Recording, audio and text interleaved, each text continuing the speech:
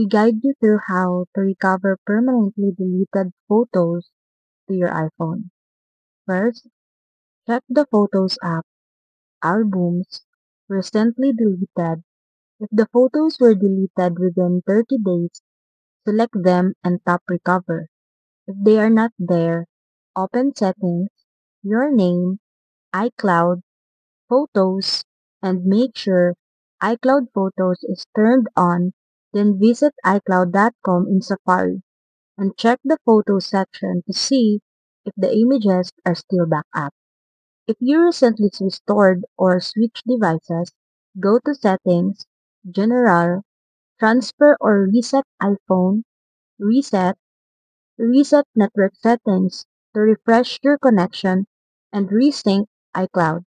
You can also check backups by going to Settings, Your Name, iCloud, iCloud Backup, and if you see a backup from before the photos were deleted, you can restore it. But just remember, this will replace all current data.